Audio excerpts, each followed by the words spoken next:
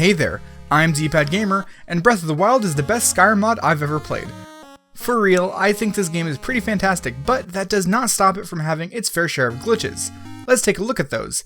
It's time for glitches in Breath of the Wild.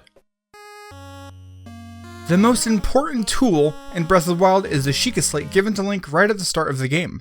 Turns out there's a way to completely skip that. Before loading up a new game, make sure you have a save file anywhere in Hyrule, preferably with Cryonis learned. Once your new game has begun and Link is in the first room, do not pick up the Sheikah Slate. Instead, save the game and load up that other save. At a body of water, use Cryonis to create a nice square platform and line yourself up on the edge. You want to press A to move down and pause immediately after. Load the save where Link was back in the Shrine of Resurrection and you should see this.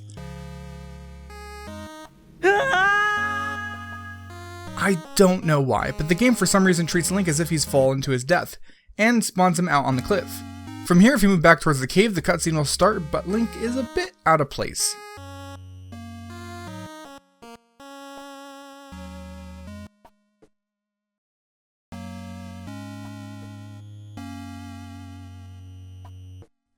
Going forward, you can play the game without the Sheikah Slate, though you'll be lacking certain things. You can't access the map or fast travel. However, for some reason you can enter shrines and even use the various runes. At any point, if you return to the shrine where you started the game, you'll be given the slate. You should be able to beat the game using this glitch, so if you add on Master Mode and a limited HUD, it'll be the ultimate challenge run. So seeing as how this is the first Zelda game where you can climb anything, you're bound to fall. If you find yourself plummeting to your death with no stamina left, you can walk away untouched using a glitch. Ready a weapon to be thrown by holding R and throw it right before you hit the ground. Immediately after the weapon leaves Link's hands, press right on the D-pad buttons and switch to a different weapon. Link should land completely unharmed with your original weapon nearby, ready to be picked up. With such a huge map, you'll often find yourself needing to travel quite a long ways. Using a horse is great, but sometimes Link just has to hoof it himself. Sprinting helps, but you always run out of stamina. Again, there's a glitch for that. First, go ahead and dislocate some fingers and make your best imitation of a crab. The button combination that you have to input is a little awkward. While holding forward on the analog stick, you need to hold down on the D-pad and repeatedly press the B button to sprint. With Link's hands at his mouth, he'll be sprinting at near top speed without draining any stamina. The time saved with this glitch will make the inevitable carpal tunnel syndrome totally worth it. Now, here's a quick useless glitch using Magnesis. Find something like a metal block and position yourself at the farthest point where you can still attach. As you activate Magnesis, rotate the camera away from the block. Ta-da! Now Magnesis won't attach and Link just stands there. For another more interesting and more useless glitch, we'll need to head down to the south end of the map, right around here. For some reason, there's a section of water right about here that Link can just fall into. It's really hard to show it visually, but there's sort of like an air pocket. Moving out of this small place will have Link floating back up. While you're in this sort of air pocket, you can walk, crouch, attack, whatever, it works. Also, while you're down here, you can use Cryonis on the underwater, which is pretty neat. Most importantly, let's answer the question no one has asked. Could a sponge camp down here? The answer is yes. Oh, and watch out for rain, because it could actually put out the fire, you know, through the water, because that makes sense. Now, one of my favorite things about this game is that you can ride anything other than a horse. You know, like deers, bears, and shields.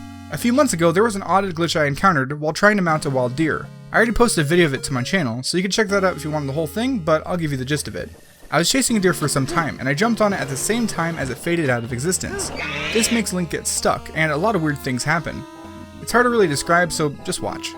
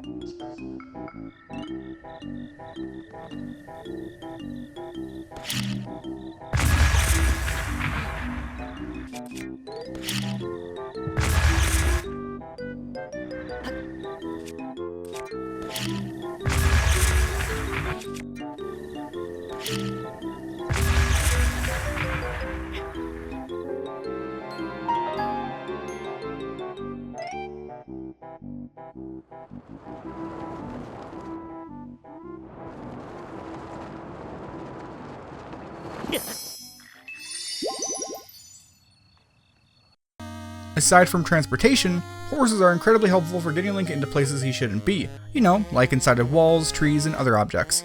Performing a horse clip is surprisingly easy. Just back your horse up to a flattish object like so. You want to jump off the horse and mid-air save the game.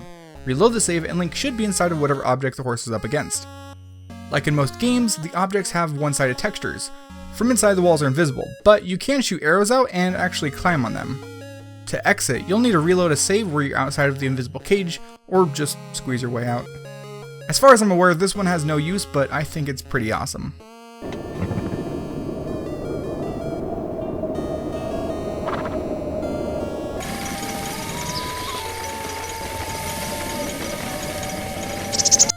We know how to clip inside of objects using horse, so now let's clip outside of the arena for the final battle. After picking up the extremely overpowered light bow, head over to this place on the map. This is the very edge of the arena, marked by the glowing barrier. Head into this section of the ruins, where a wall meets the barrier at a nice 45-degree angle. Move towards the corner like so, and dismount while at a nice trot. There won't be enough room for Link to get off next to the horse, so the game incorrectly pushes him through to the other side. Congratulations, you've now entered the Twilight Princess zone. You'll find that this version of Hyrule outside of the boss arena is a bit different compared to the usual game. I'm going to call this the Boss Hyrule or Bow Rule because I think it sounds funny. Bow Rule is lacking NPCs, so you won't find any enemies or townspeople. There are, however, animals out here which you could use as target practice for the light bow. Also, saving and using the fast travel systems won't work, but there is a way to fix that. So go ahead and find yourself a horse and head to the south side of Bow Rule. We'll need to travel all the way to Lurelin Village in southeast Faron. This village has a special chest gambling minigame in this building. If you activate one of the chests, the minigame's NPC will appear and inform Link of the rules. That one little interaction has populated Bow Rule with NPCs, sort of. You'll now find all the proper townsfolk throughout the land, but some of them are a bit invisible, like this shopkeeper here. She pops in and out of existence. I managed to talk to her by running in a circle mashing the A buttons. Eventually it worked. In addition to NPCs appearing, you can now fast travel and save your game. However, please be warned. If you lose your save outside of Hyrule Castle before the final boss fight, you'll never be able to return to normal Hyrule, and you'll be forced to start a new game. If you're alright with getting stuck here forever, you can save and explore to your heart's content. A very odd characteristic of Bow Rule is that the towers are partially there. The collision is active, but there are no textures for the railing, Sheikah Slate petals, or that sort of stuff.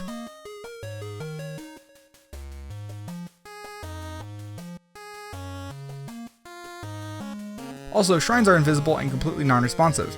The triggers to enter a shrine just don't exist in Bow Rule.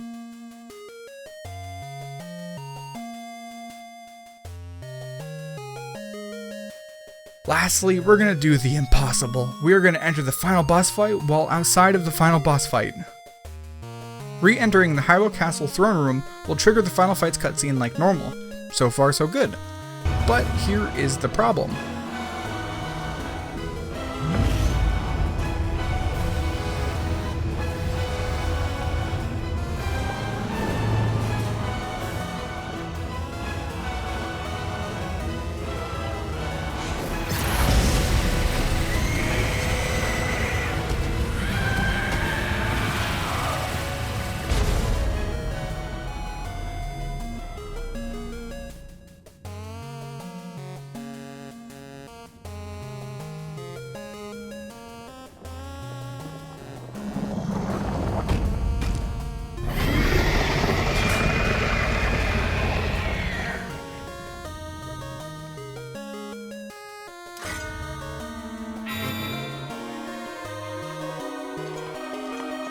Since Calamity Ganon was already defeated, the game doesn't know what to do, and Link is just stuck in this room with nowhere to go. I could reload a save, but I decided to kill Link and see where he'd respawn. But the game froze. In fact, the whole Wii U froze. It could be limited to just the console, but I don't know. Either way, I think this is a fitting place to stop, so our adventure has come to an end. Thanks for watching. If you enjoyed the video, be sure to leave a like and subscribe for more videos from me. If you really enjoy my content, please consider supporting the channel over at patreon.com/DPadGamer. That's about it for this video. I'll see you in the next one.